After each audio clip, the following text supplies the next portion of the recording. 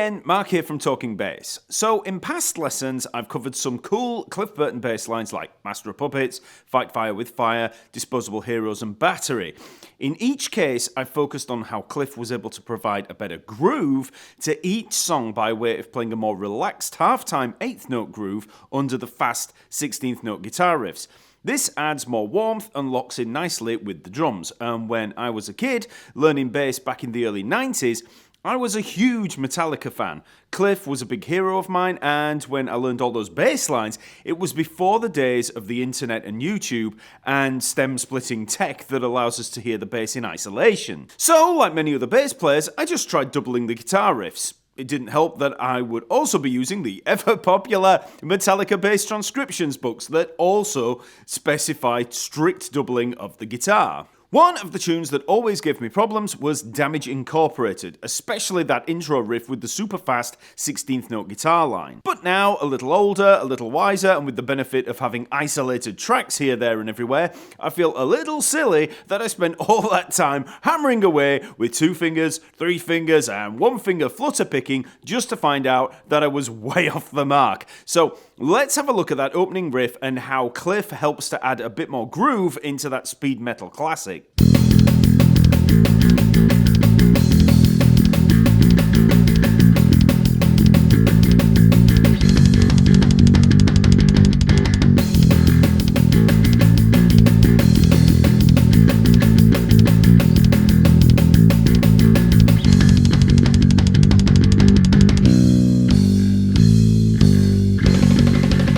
So the original riff sounds more like this. Now, the most obvious thing that we can do as a bass player is double it, but when you do that, if you're playing fingerstyle, yes, it's fast and tricky to do if you haven't worked on your technique, but more importantly, it doesn't sit so well in the pocket. The sound can become a little clanky, and because you have this constant attack from the picking, the envelope never settles. It's all attack. And it doesn't matter if it's 2, 3, or 1 finger, it's always going to be aggressively attacking. But if you play half-time, playing 8th notes instead of 16th notes, you sustain a little and have that added warmth in the mix. Now, it's never going to be warm like a 50 beats per minute soul ballad, but it's certainly going to give you a touch more than the incessant clank of 16th notes at 184 beats per minute. So let's just work through the notes of that riff. So for the first bar, we've just got straight 8th notes on an open E string. So 1 and 2 and 3 and 4 and... Then, for the second bar, we have this. So this is groups of 3. It's 8th notes, but grouped in 3s. And we have A, B flat, repeated. So it's 5th to the 6th fret. So A, B flat, A, B flat, A. And then we hit the B flat again on the first beat of the next bar to bring us back round. So it's a little bit odd how it comes back in on that next bar because we have...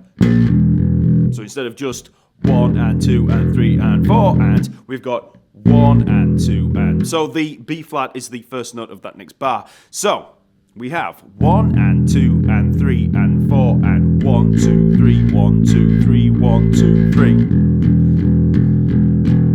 Okay? So, like I said, it's the A to the B flat there, 5th to the 6th fret on the E string. 1, 2, 3, 1, 2, 3, 1, 2, 3, and then we're back in. So we repeat that 3 times, and on the 3rd time, we have... And instead of landing back on that B flat to start the next bar, we drop down to the F sharp at the 2nd fret of the E string. So again, we've got a full bar of 8th notes, 1 and 2 and 3 and 4 and for the next bar we have... So again, we've got those groups of 3, 8th notes in groups of 3, but it's G to F sharp this time, 3rd fret to the 2nd fret on the E string. So 1, 2, 3, 1, 2, 3, 1, 2, 3, and then the F sharp. That's going to be the first beat of that next bar. So 1 and 2 and 3 and 4 and 1. There we are on that F sharp on the next bar. And that can really throw you off with the timing because Lars Ulrich is playing a tom pattern over that. And when he comes back in on that next bar, he's still playing that. It's not like he hits a cymbal or anything and, going back into the hi-hat or anything on that next bar like you would ordinarily. It actually hits down there and then comes in on the next note. So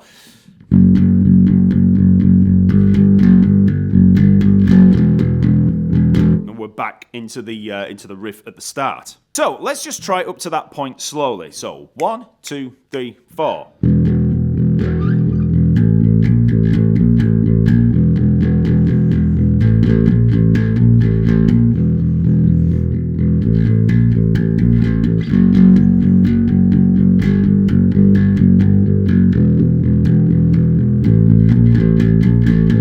Okay, so then we repeat all of that, moving into that F sharp again.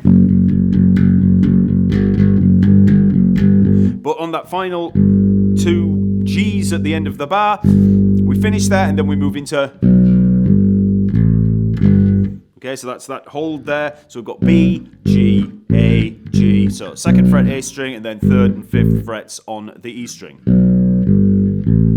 Then back to the F sharp for a bar. 1 and 2 and 3 and 4 and then land on the 1 and that's it. So that's the whole of that opening riff. So again, let's try that slowly. 1, 2, 3, 4.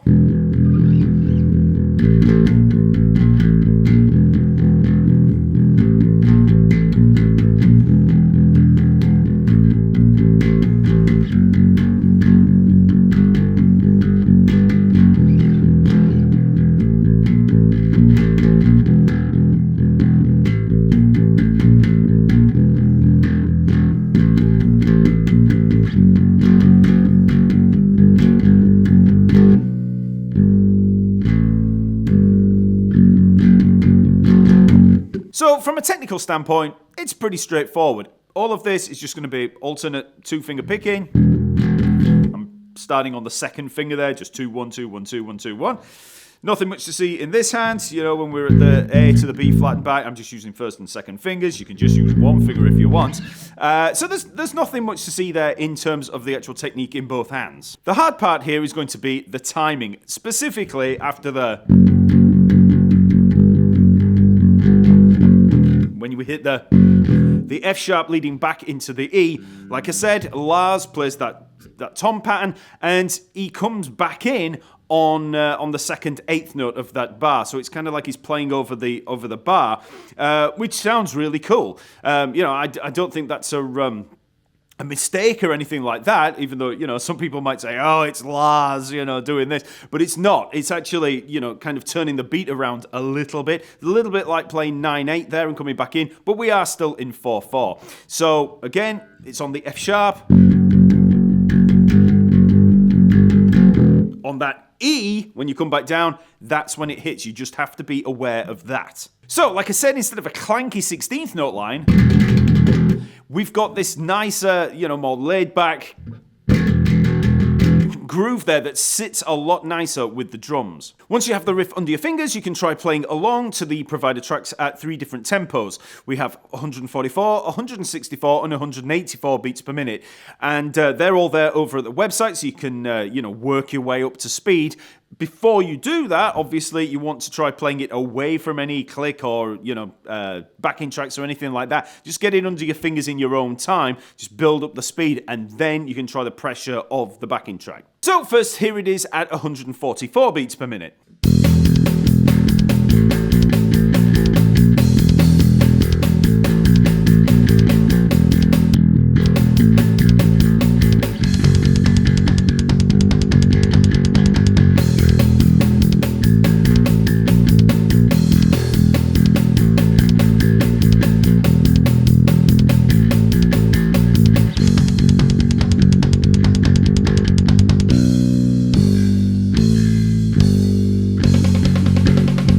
Next, here it is at 164 beats per minute.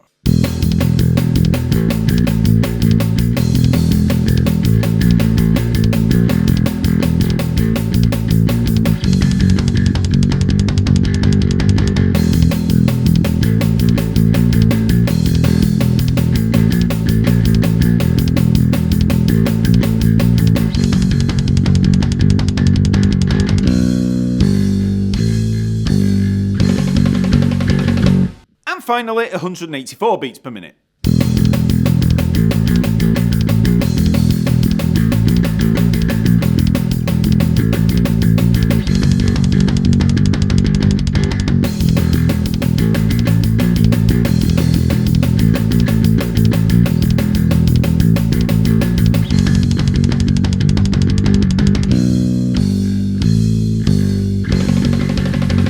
Once you have the riff up to speed, try playing along to the original. It might seem a little odd at first because it's so different to the guitar riff, but notice how much warmer it sounds in the low end. Like I've mentioned on the channel so many times, it's silly to criticize the bass playing because you think it's a cop-out. The line is way better played half-time because it sounds better in the mix. It's not just easier to play, it's a better bass line. Okay, so that's Damage Incorporated. Please like this video and subscribe to the channel for bass lessons every week. Also remember to check out the lesson material at the website as well as the other 600 plus free lessons over there in the lesson map.